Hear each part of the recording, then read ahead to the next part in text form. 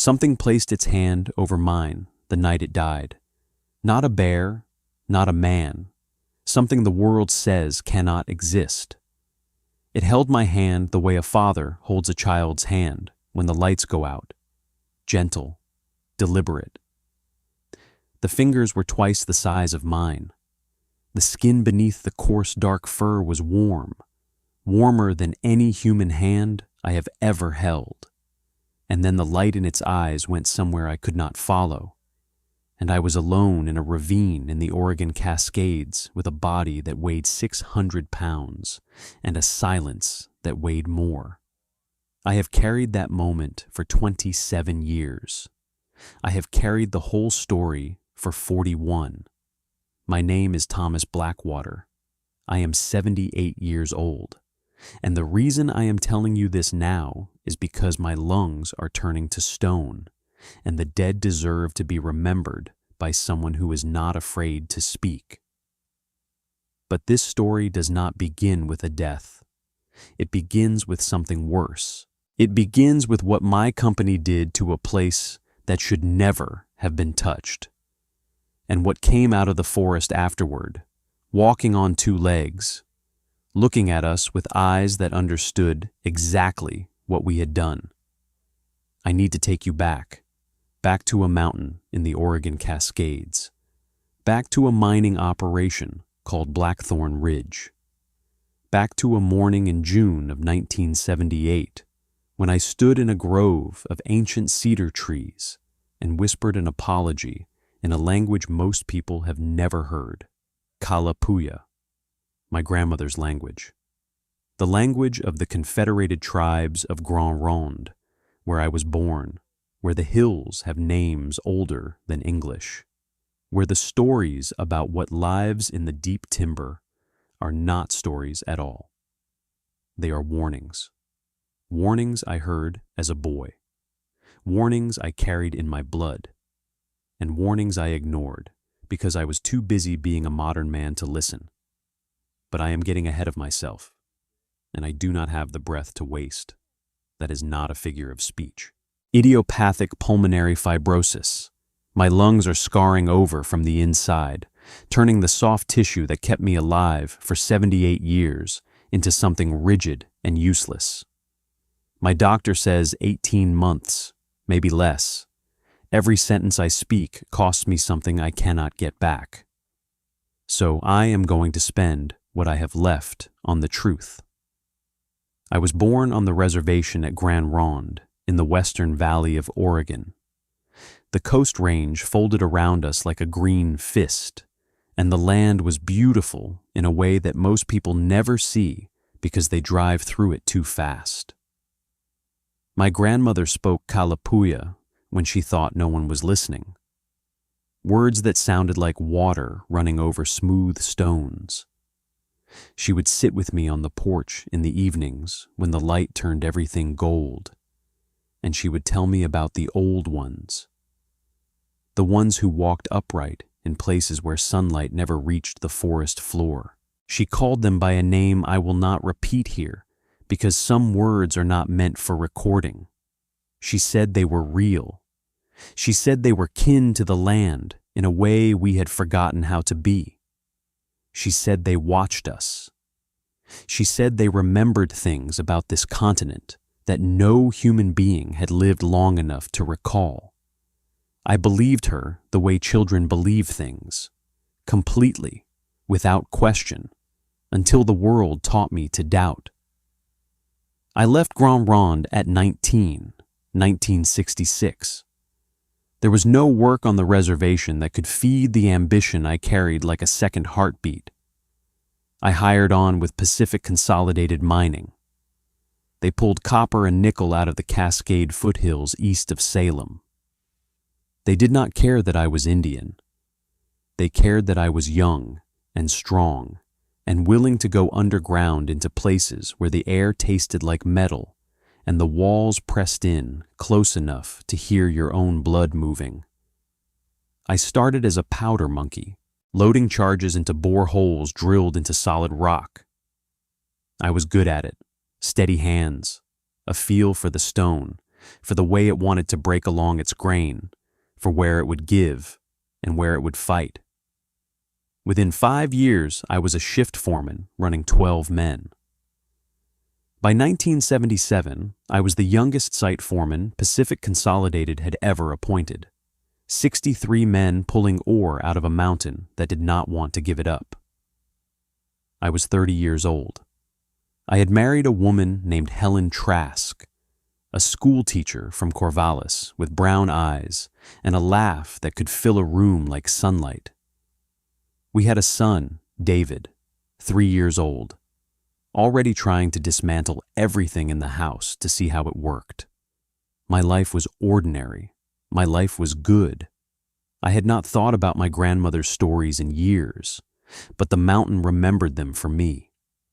The Blackthorn Ridge site sat 40 miles southeast of Salem. Country so remote our supply trucks needed 4-wheel drive, even in summer. The access road wound up through switchbacks cut into the mountainside, and in winter it disappeared entirely under snow and mud. The mine was a series of horizontal shafts following a vein of nickel-bearing sulfide that the geologists said could produce for 20 years. Above it, old-growth Douglas fir and western red cedar, trees that had been standing since before Lewis and Clark crossed this continent. Some of those cedars were 8 feet across at the base. You could put your hand on the bark and feel the centuries in it, the layers of time compressed into wood and resin and silence. There was a grove a 1/4 mile north of the primary shaft entrance. The men called it the cathedral. 12 ancient cedars growing in a rough circle around a clearing where light came down in columns and the air smelled like something sacred. The moss on the ground was so thick and soft it swallowed your footsteps. Birds did not sing in that place. They did not need to. The silence itself was a kind of music. I knew it was sacred. I had felt it the first time I walked through, 3 years earlier, surveying the site with the company geologists. A stillness that was not empty, but full.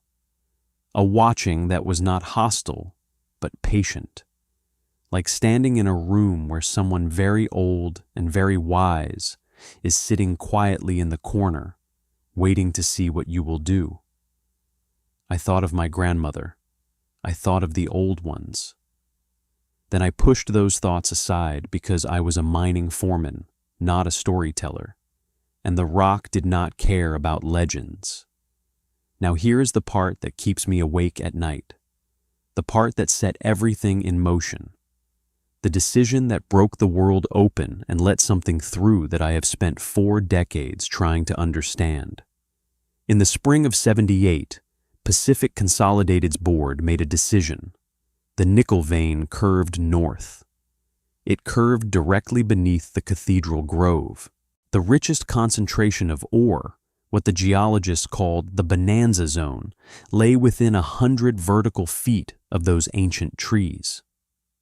To access it safely, they needed to clear the surface above the new shaft line. They needed to cut the grove. I remember the meeting, a temporary office trailer at the base camp. The regional manager, Harlan Voss, stood in front of a topographic map and pointed at the grove with a red marker as if it were nothing. A problem on a blueprint, a number in a ledger. I raised my objection. I said the grove was culturally significant. Old growth on federal land adjacent to tribal territory. Cutting it would invite legal challenges, community opposition. Voss looked at me the way men like him always looked at men like me when I said things they did not want to hear. That look, I had seen it 1,000 times.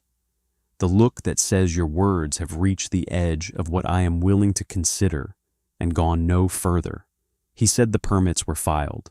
Environmental review complete. Timber rights purchased from the Bureau of Land Management for a sum he described as very reasonable. June 12th. We would begin clearing on June 12th. I went home that night and sat on my porch and looked at the mountains turning dark against the sky and felt something I had not felt since I was a boy, sitting on my grandmother's porch, listening to stories about the old ones. Fear. Not of Voss, not of the company. Fear of what lived in those woods and what we were about to do to the places they called home. June 12th, 1978. I remember the date the way you remember a death. The logging crew arrived at dawn. 8 men with chainsaws and a Caterpillar D7 bulldozer that crawled up the mountain road like a yellow beetle. I was there because it was my site and my responsibility, and because some part of me, the part my grandmother had raised, needed to witness what was about to happen. I walked into the cathedral one last time before the crew started. The cedars stood in their circle, ancient, patient, indifferent to the machines growling below. I stood in the center clearing where the light came down through the canopy, and I said something in Kalapuya that my grandmother had taught me. Not a prayer, exactly, closer to an apology. I am sorry for what is coming. I do not have the power to stop it. Please forgive us. I do not know if anyone heard. The first chainsaw started at 7:14 in the morning. I know because I looked at my watch. The sound it made when the teeth bit into that first cedar. That sound. I will carry it with me into whatever comes after this life. It was not just wood being cut. It was something older than wood being torn. Something that had taken 800 years to grow, screaming in the only voice it had as the chain ripped through it. It took the entire day to bring down 12 cedars. Each one fell with a crash that shook the ground beneath my boots and sent birds screaming into the sky for miles in every direction. By evening, the grove was gone. Where 12 ancient trees had stood for centuries, there was nothing. Stumps, sawdust, torn earth, the smell of sap hanging in the air like blood. The bulldozer pushed the debris into piles. The clearing that had been sacred was just another patch of dirt on a mountainside. I stood at the edge and felt something shift in the air around me. A pressure change, like the moment before a thunderstorm when the atmosphere itself holds its breath. Something had noticed, something new. The crew packed up and drove down the mountain. I stayed. Something held me there, a gravity I could not name. What happened next changed the trajectory of my entire life. And I need you to understand something before I tell you. I was not a superstitious man.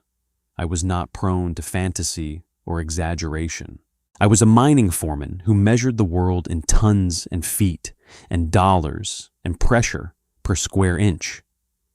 I had spent 12 years underground. I trusted what I could touch and weigh and calculate. What I encountered that night did not care about my calculations. 10:17 in the evening. 3 deliberate knocks against the metal wall of the office trailer, evenly spaced. Each one hard enough to rattle the filing cabinets inside. Hard enough that the coffee in my mug rippled. I froze. I knew the sounds mountains make, the creaks and groans and settling noises of rock and timber. 12 years of underground work taught me every sound a mountain can produce. This was not a mountain sound. This was intentional, rhythmic, 3 impacts at precise intervals. This was communication. A minute of silence so complete it pressed against my eardrums. Then 3 more knocks. Identical rhythm, identical force, on the opposite wall. Something was circling the trailer. I reached under the desk and took out the Remington 12 gauge I kept there for bears, chambered around. The sound of that action working was the loudest thing in the world. I moved to the door and opened it. The moon was nearly full. The clearing around base camp was painted in silver and black shadow, I scanned every inch of it, saw nothing, heard nothing, and that was wrong. A forest at night is never silent. Insects, frogs, owls, small mammals rustling through undergrowth. Always something. Always. That night there was nothing. The forest was silent in a way forests are not supposed to be silent, as if every living thing for a quarter mile had stopped breathing. Then I smelled it. Heavy, musky, organic in a way that turned my stomach and fascinated me simultaneously. Like wet fur and turned earth and decomposing vegetation and something else, something older and wilder, something that belonged to a time before human beings walked this continent. The smell came from the direction of the destroyed grove, carried on a breeze that should not have been blowing downhill at that hour. And then I heard the sound, not a knock this time, a vocalization, low, resonant, vibrating in my chest cavity, coming from lungs, from a rib cage that had to be enormous. It was not a growl, not a roar, not any sound I had heard an animal make in 12 years of working in wilderness. It was closer to a moan, but that word fails it completely. It was grief, pure, unmistakable, bottomless, the sound of something mourning what had been taken from it. I have heard women keen at funerals on the reservation.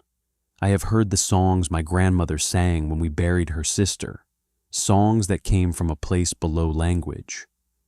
This sound was older than all of those, and it came from the same place inside the body, the place where loss lives, the place that makes the sound when words are not enough. I stepped out of the trailer with the shotgun at my shoulder, swept the tree line, and that is when I saw it for the first time. Standing at the edge of the cleared zone where the forest began, perhaps 80 yards from where I stood. The moon was behind it, so what I saw was mostly silhouette. But that silhouette was enough to stop my heart. Upright, bipedal, standing on two legs the way a man stands, but no man has ever stood like that. Between 8 and 9 feet tall. The shoulders were impossibly broad, easily 4 feet across, the kind of breadth that made the frame look like it belonged to something built for a heavier gravity than ours. The arms hung past the knees. The entire body was covered in dark hair that caught the moonlight along its edges and gave the figure a faint silver outline, like a photograph of something that should not exist. But it was the head that I could not look away from. Conical, rising to a peaked crest at the crown, and it was turned toward the stumps of the cathedral grove. It was looking at what we had done. It stood there for what felt like an hour, but was probably less than 2 minutes. I did not raise the shotgun. I did not move. I did not breathe. Something in me, something that my grandmother had planted decades ago, and that I thought had withered and died under the weight of a practical life. Something deep and ancestral and older than rational thought. That something rose up and told me 2 things simultaneously. First, I was looking at one of the old ones. Second, the old one was not there to hurt me. It was there to grieve. The creature turned its head and looked directly at me. Even at 80 yards, even in moonlight, I could see the eyes. They caught the light the way a cat's eyes catch light, with a faint amber glow, but there was nothing feline about them. They were intelligent. They were aware. They were making an assessment of me with a depth and speed that I have never experienced from another being, human or otherwise.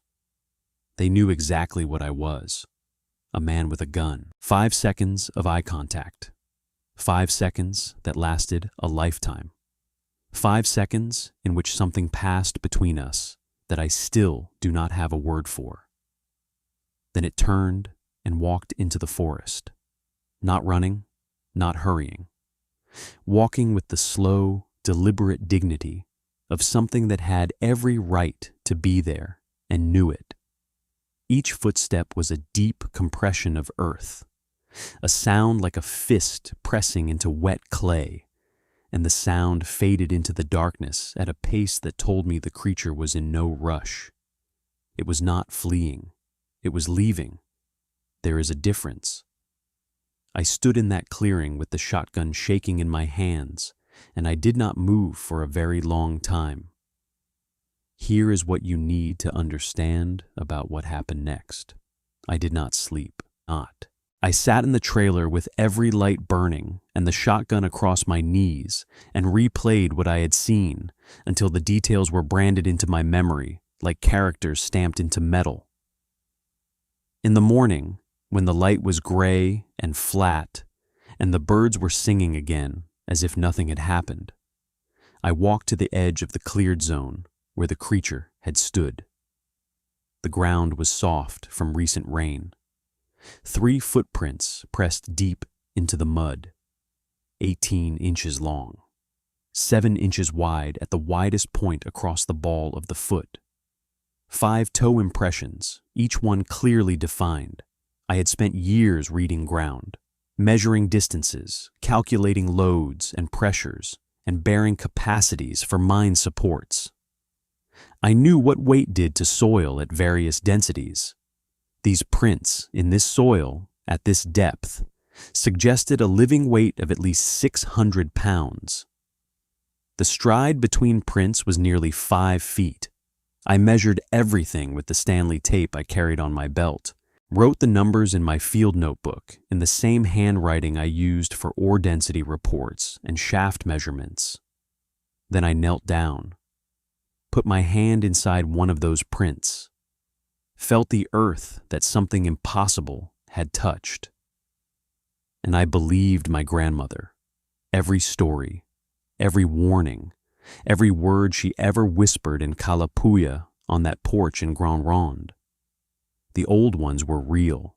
They had always been real, and we had just destroyed something that belonged to them. But I did not yet understand what that meant.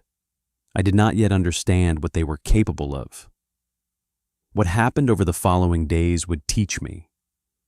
Equipment began moving during the night. Not damaged, not destroyed, just moved. A 400-pound drill compressor shifted 12 feet from where it had been parked, set down gently on level ground as if positioned by a crane. Survey stakes pulled from the earth and rearranged in a perfect line, pointing away from the destroyed grove and toward the deeper forest. Tools disappeared from locked storage sheds and were found placed neatly at the tree line, as if inspected and returned. The men talked about bears, kids from town, anything that kept the world the shape they needed it to be. I said nothing. I knew what was doing this, and I knew what it was saying. Leave. You have taken enough. Leave. But Pacific Consolidated was not leaving. The Bonanza Zone was worth millions. Harlan Voss did not believe in messages from the forest. He believed in quarterly earnings reports and shareholder value. June 21st, 9 days after the grove was cut. I was working late in the trailer, filling out equipment logs. The knocks came again, 3 impacts on the north wall. I killed the lamp and moved to the window. The creature was closer this time, 40 yards from the trailer, standing in the open, and it was not alone. A second figure stood behind it and to the left, slightly shorter, perhaps 7.5 feet, but equally massive. And between them, partially hidden behind the larger one's leg, was a smaller shape, perhaps 4 feet tall, clinging to the larger creature the way a frightened child clings to a parent in a place that does not feel safe. 3 of them, a family. They stood in the moonlight, and the largest one, the male I had seen before, raised its right arm and pointed at the stumps. Then it swung the arm and pointed at the deep forest. Then it struck a standing tree with its open palm 3 times, producing the exact knocking sound I had first heard 9 days ago. The message needed no translation. I understood it the way I understood my grandmother's kalapuya, not through vocabulary, but through something deeper, through the spaces between sounds where meaning lives. This was their place. We took it. They wanted us to know what it cost them, and the child between them. The child told me everything about the stakes. This was not a territorial dispute. This was a family defending the only home their children had ever known. Now I need to tell you about the decision that changed my life, a decision no rational person would have made. And I need you to understand that it saved me, even as it destroyed other things I loved. I began going to the tree line at night. I started leaving food at the forest edge. Salmon, because my grandmother always said the old ones valued salmon above all other offerings. Berries from the camp kitchen. Strips of venison from the freezer. The first few offerings went untouched, and I sat on my bunk afterward and felt like a fool. A grown man leaving groceries in the woods for something he had seen twice in moonlight. A mining foreman playing at being something out of his grandmother's stories. Then one morning in early July, I walked to the offering spot, and the salmon was gone. In its place was a bundle of cedar bark strips woven together in a pattern that stopped me cold. I recognized it, not the exact pattern, but the principle, the technique. My grandmother had made baskets using a similar weave, a weave that required understanding of material properties, of tension and flexibility, of how strips interlock to create strength. A weave that required hands capable of fine motor control and a mind capable of planning and design. I held that bundle of cedar bark, and I wept. I wept because it was proof of everything my grandmother told me, and I had been too modern, too educated, too practical to believe. I wept because she had been dead for 6 years, and I could never sit on that porch and tell her she was right. I wept because I was 31 years old, and holding in my hands evidence that the world was vastly larger and stranger and more alive than anything I had been taught, and I had no idea what to do with that knowledge. No one to call, no framework for processing it, no protocol in the mining foreman's handbook for first contact with an unknown intelligent species. My lungs burned that morning. A deep ache behind my sternum that I attributed to years of breathing mine dust and particulate underground. I did not know yet that my body was beginning its own slow betrayal, that the fibrosis was already whispering in my chest, laying the foundations for a sentence that a doctor would pronounce decades later in a clean white office in Salem. I coughed, wiped my eyes, put the cedar bark bundle in my coat pocket, and went to work. The exchanges continued through July and August. I learned the rhythm, food left by evening, gone by morning, something in its place, pine cones arranged in geometric patterns that repeated and varied like a visual language.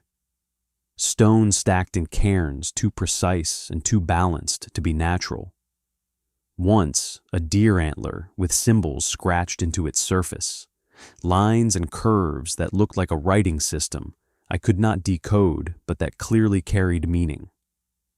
I kept everything in a locked footlocker under my bunk, a growing archive of communications from an intelligence that the scientific world refused to acknowledge. And gradually, the creature began to show itself to me. Not all at once, not carelessly.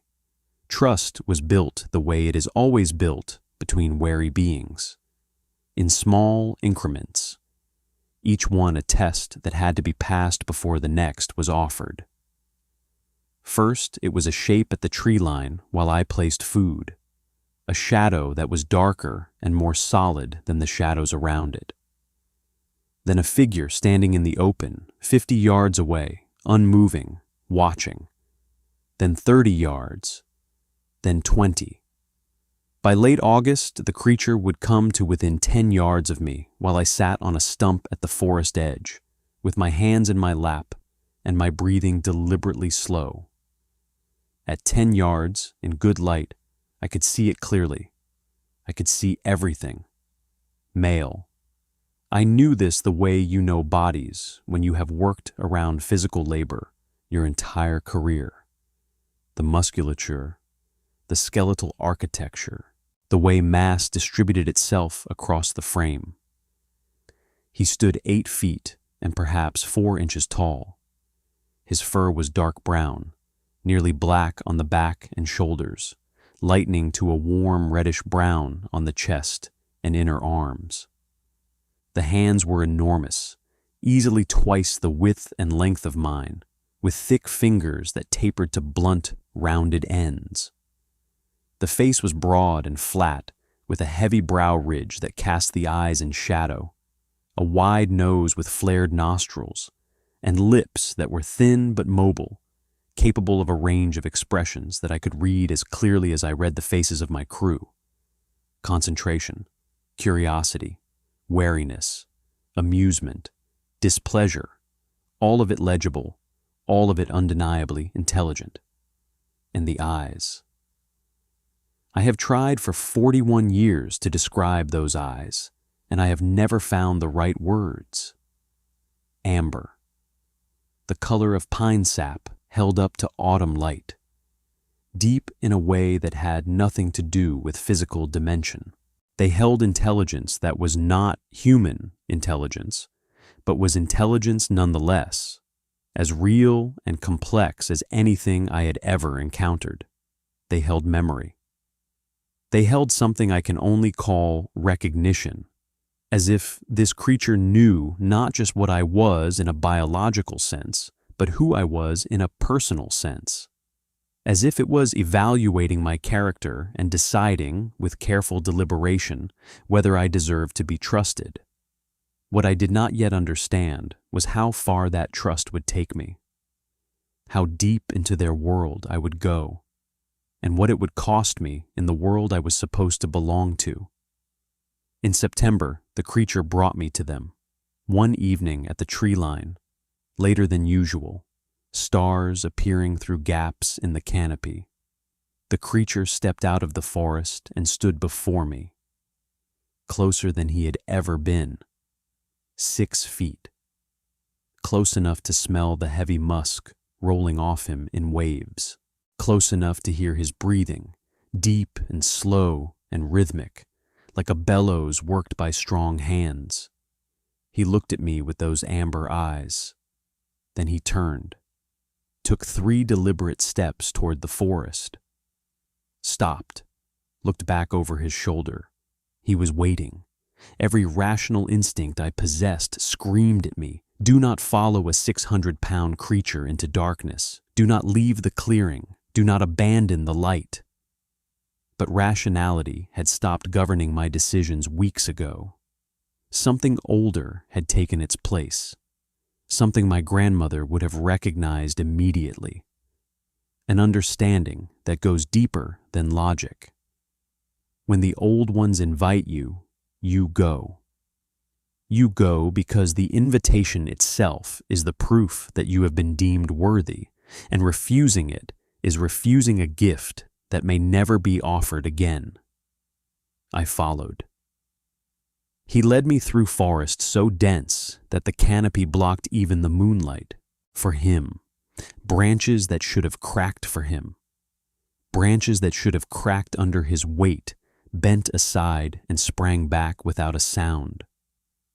We reached a ravine, a creek running between moss-covered boulders, trees leaning together overhead to form a natural cathedral more beautiful and more sacred than the one we had destroyed.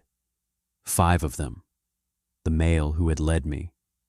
the slightly shorter figure I had seen that first night with the family, another adult of similar build, and two young ones, roughly 4 feet tall, with fur that was lighter than the adults and movements that were quicker and less guarded. One of the young ones was crouched at the creek's edge, turning a stone over and over in its hands with a focus that was unmistakably curious, unmistakably childlike. The pure absorption of a young mind encountering something new. I sat down on a flat rock near the creek, moved slowly, kept my hands open and visible, did not make direct eye contact with anyone except the male who had brought me, because my grandmother had taught me that, among the old ones, as among many peoples, prolonged staring is a challenge, not a greeting. The male made a sound, low, a rumble that I felt more than heard, vibrating in my sternum. The others visibly relaxed, not completely. One adult shifted its body to keep itself between me and the young ones, but the acute tension dropped. The way tension drops in any room when someone with authority says this one is with me. I sat with them for an hour, in silence. They communicated constantly through gestures and light touches and subtle shifts in posture that carried layers of meaning I was only beginning to recognize. The young ones eventually lost interest in the stranger on the rock and returned to their explorations. One of them caught a crawfish in the creek and held it up with a chirping vocalization that radiated triumph and delight. The second adult, watching this, made a sound that I swear on everything I hold sacred was laughter. Short, warm, utterly human in its cadence. The most human sound I have ever heard from a non-human throat. It cracked something open in my chest that has never closed. Something that aches when I breathe now, and not because of the fibrosis. When I left that night, guided back to the tree line by the male, I sat in my truck and pressed my forehead against the steering wheel and tried to process what I was feeling. It was not fear. It was not wonder. Although wonder was part of it, it was responsibility. A weight settling onto my shoulders that I knew would never lift. I had been shown something that could change the world, and I knew with a certainty that went beyond thought into marrow that the world could not be trusted with it. The world would come with cameras and specimen jars and tranquilizer darts. The world would come with Harlan Voss and red markers and very reasonable sums. Loud, the part that cost me more than the stone they would become. Now here is the part I have never said out loud. The part that cost me more than the secret itself. More than the danger. More than 41 years of silence. You need to hear this part because without it, you will not understand what carrying this kind of truth does to a man. What it takes from him. What it kills while he is busy keeping something else alive. Helen knew nothing. My wife. The woman I loved more than any other human being on this earth. She never knew. I would come home from the mountains smelling of campfire and forest and that musk that clung to my jacket no matter how many times I washed it. She would ask how the mine was going. I would say fine. I would sit at our kitchen table in Staten and eat the dinner she had cooked, and our son David would tell me about school, and I would be there and not there at the same time. Present in body, absent in the place that mattered. Part of me always on that mountain, always in that ravine, always sitting across from a being whose existence would rewrite every textbook ever written. I told myself I was protecting her, that the secret was too dangerous.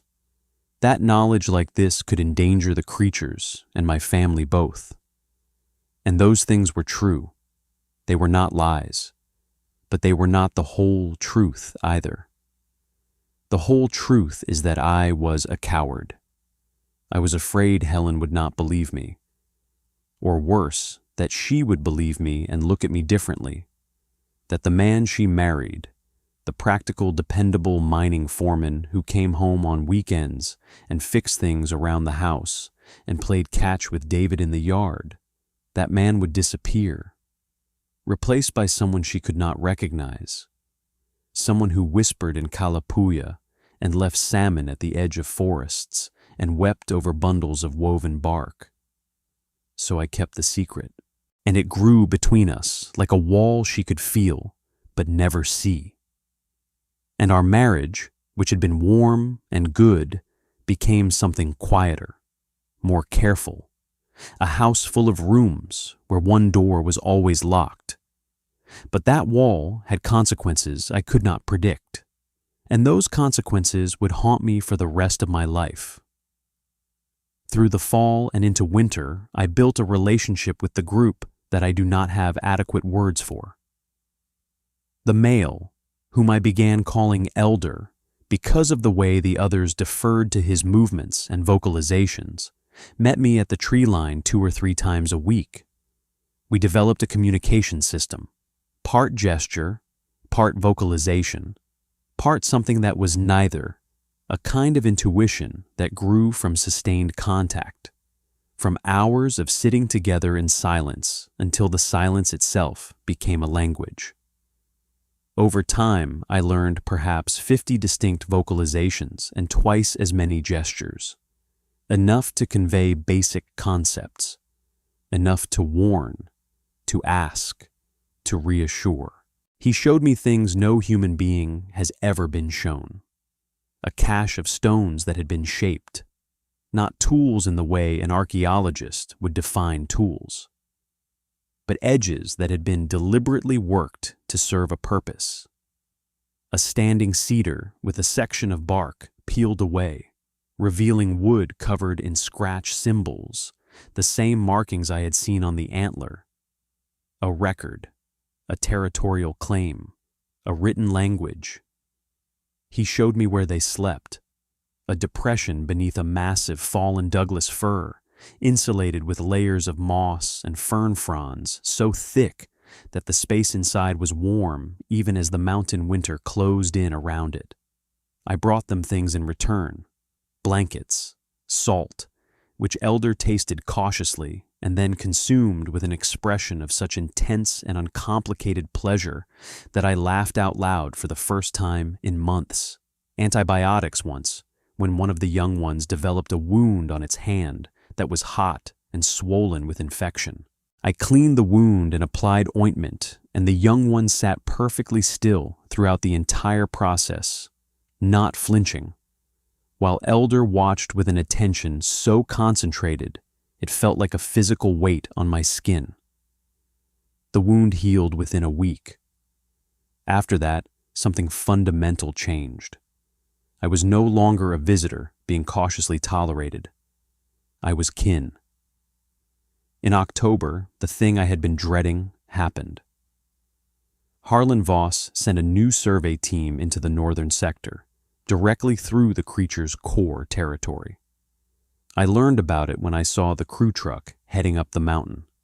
I caught them at the staging area, tried to redirect them, cited unstable terrain, bear activity. The crew chief had his orders. I could not explain the real danger without revealing everything. That night, I went to Elder. I pointed north, made our sign for human beings, made the sign for danger, added something new, both hands shaping the outline of a rifle. Elder's reaction was immediate. He drew himself to his absolute full height, and at 8 feet 4 inches, with the crest of his skull rising above that, he was the largest and most formidable living thing I had ever stood near. He made a sound from deep in his chest that I had heard only once before. Not the grief moan of that first night. This was different. A resonant boom like a drum struck inside a cave, low enough to vibrate the ground through my boot soles. Anger. I held up my hands, made the sign for wait, for trust, held his gaze and willed him to understand. He held mine for a long moment. Then he turned and disappeared into the forest. Within an hour, the mountain erupted with knocking. Wood on wood. Rapid patterns echoing from ridge to ridge. Their alarm system. Their signal to move. The survey crew found nothing. No tracks. No signs. No creatures. But they found that their equipment had been systematically sabotaged overnight. Cables severed. Batteries removed and placed in a neat row. One transit tripod bent at a clean 90-degree angle, which would require several 100 pounds of force applied with precision. Elder had understood. He had trusted my warning. He had moved his family to safety. The weight of that trust settled into me like a stone dropped into deep water, sinking, permanent. The years passed the way years do when you are living two lives. 78 became the 80s. The mine expanded and contracted with ore prices. I stayed because the mountain was where I needed to be. Helen and David were in Staten. I drove home on weekends and holidays and told myself this was normal. Lots of mining families lived apart during the work week. The creatures ranged across the mountains, higher in summer, lower in winter, shifting territory when pressure demanded it. I learned to read their movements like weather patterns. The young ones grew. The curious one who had held the crawfish became a juvenile, then a young adult, powerful and independent. I watched its development with the same mix of pride and protective worry I felt watching David grow up in Staten. Building bridges in Seattle eventually, an engineer, my son the bridge builder. There was a poetry in that I tried not to think about too hard. In '86, hunters from Portland, 4 men with expensive rifles and no understanding of what they were walking into. They camped a mile north of the mine, squarely in the creature's territory. I could not make them leave legally. The leader, Decker, had his tags and his rights and his red beard and his ignorance. I warned Elder. He moved his family. The alarm knocks echoed through the forest at midnight. Decker found a footprint, made a plaster cast, showed it to me, 18 inches, 5 toes. He was excited. I told him it was a bear track distorted by mud, said it with the steady confidence of a man who had measured the mountain for 8 years. Decker's buddies laughed. They packed up and left. After they were gone, I started covering tracks, smoothing footprints, dismantling cairns, scattering the arranged stones, burying the cedar bark bundles and marked antlers, erasing every trace of an intelligence the world was not ready to know about.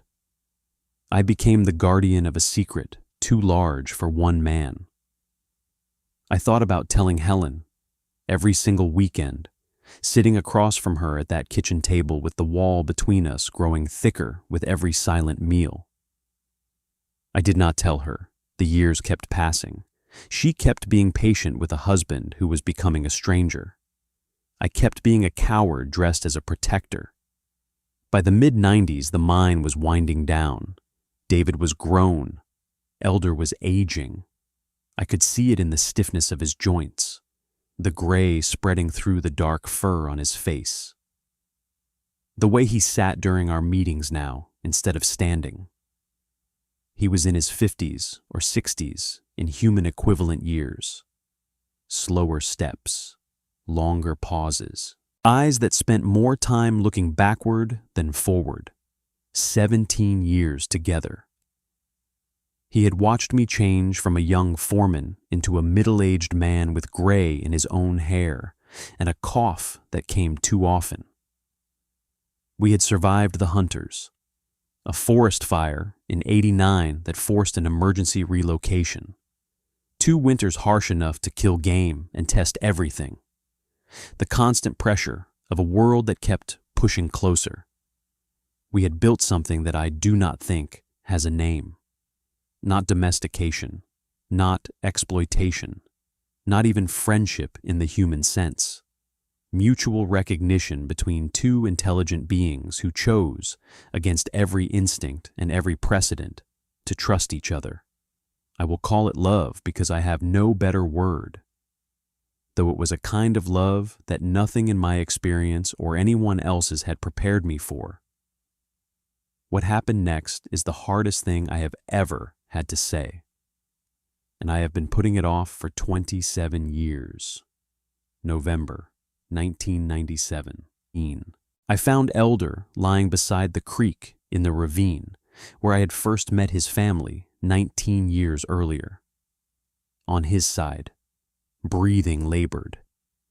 Each exhale a rattling effort that I recognized because my own lungs would begin making that sound decades later. He lifted his head when he heard me approach, looked at me with those amber eyes, and I saw something in them I had never seen. Surrender. He was dying. I do not know what was taking him.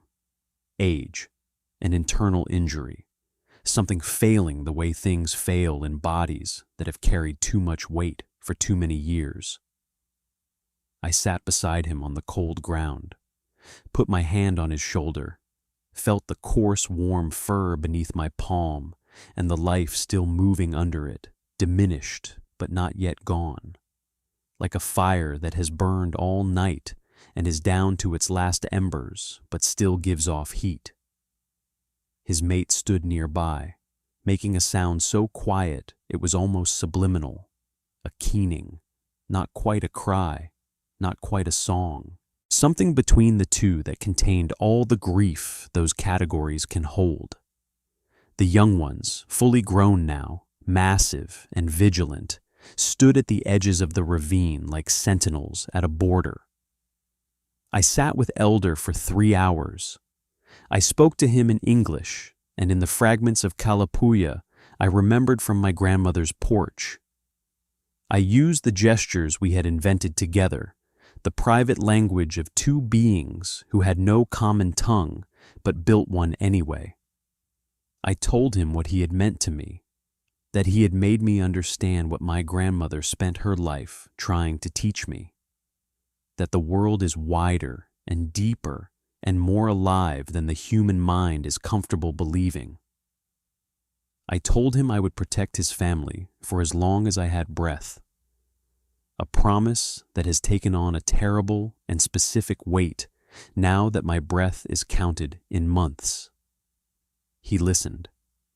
I know he listened because his eyes never left mine, and once, near the end, when the light in those amber depths was flickering like a candle in a draught, he raised his massive hand and placed it over mine where it rested on his shoulder. The weight of it was extraordinary. The gentleness of it was more extraordinary still.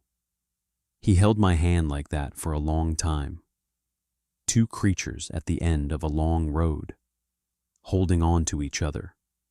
And then the light went somewhere I could not follow, and the hand on mine went still. The others came. They lifted his body with a tenderness that broke me entirely and carried him into the deeper forest, to a place I was not invited, a place where their dead go, a place that is theirs alone. I walked back to base camp in the dark, coughed so hard I tasted copper in the back of my throat, drove home to Helen, sat at the kitchen table. She looked at my face and asked what was wrong. I lost a friend today. She held my hand across the table, said she was sorry, did not ask who. By then, she had stopped asking about the parts of my life behind the locked door. That night is my greatest shame. Not because I grieved. Because I grieved alone when the woman I loved was sitting right there, holding my hand, ready to carry the weight with me if I had only let her. The mine closed in 2001. I retired. Helen and I moved to a house in Silverton, closer to the mountains but no longer on them. I still went back, twice a month, once a month, every few months as my lungs deteriorated and the drive became harder and the oxygen concentrator became my constant companion. The family endured. Elders' mate took leadership. The young ones found mates of their own. From a distance, through binoculars on clear days, I saw a new generation, small shapes moving among the ancient trees. Life continuing, the cycle turning, the old ones persisting the way they have always persisted, by being patient and invisible, and more resilient than the world that keeps trying to erase them. I left offerings at the old places, sometimes found responses, cedar bark bundles, arranged stones. Once, pressed into a mud bank near the creek, a single enormous handprint, deliberate, clear, a message that needed no translation. We are here, we remember you. Helen died in 2014. Ovarian cancer, 68 years old. She died in a hospital room in Salem with David holding one hand and me holding the other. The machines beeped. The fluorescent lights hummed. And the last thing she said to me, the very last words she spoke on this earth, were these. I always felt like there was something you wanted to tell me. I held her hand. I said I love you, because I did. God help me. I loved her more than I have ever loved any other human being. But I did not tell her the truth, even then, even at the end, even with her dying eyes asking me for the one thing I had spent 36 years refusing to give her. And that silence is the heaviest thing I carry. Heavier than the secret. Heavier than the grief. Heavier than the knowledge of what lives on that mountain. My grandmother would have told her. My grandmother understood that secrets shared with the right person become lighter, safer, more bearable. But I was not my grandmother. I was a man shaped by fear, and fear made me mute when it mattered most. I am 78 years old. My lungs are at 31% capacity. I breathe through a concentrator for most of the day and all of the night. Each sentence I speak is purchased with something I cannot replenish, but I am speaking, finally, after 41 years. I am speaking. They are not animals. They are not myths. They are not the simplistic monsters of tabloid headlines and blurry photographs taken from too far away to show the intelligence in their eyes. They are a people with families and grief and language and craft and memory and love. They were here before us, and they will be here after us, if we let them. If we stop cutting down their sacred groves and calling it progress. If we stop driving roads through their homes and calling it development. If we stop treating the forest like a line item and start treating it like what it is, a living world, inhabited, known, loved by beings who do not speak our languages but understand our trespasses perfectly. My grandmother knew. Her grandmother knew. The knowledge goes back along a chain of memory that reaches further than any of us can trace. Back to a time when the boundary between human and other was not a wall, but a conversation. I broke that conversation when I let them cut the cathedral grove. I spent the rest of my life trying to repair it, one offering at a time, one meeting at a time, one act of trust at a time. 41 years of penance for a sin I committed in a single morning. I do not know if I succeeded. I do not know if my guardianship made any difference against the weight of all the damage that came before and will come after. But I know this. On a November night in 1997, a being that the world says cannot exist placed its hand over mine and held it there while the light left its eyes. And in that moment, the distance between species, between worlds, between the known and the unknown, collapsed to nothing. It was not there. It had never been there.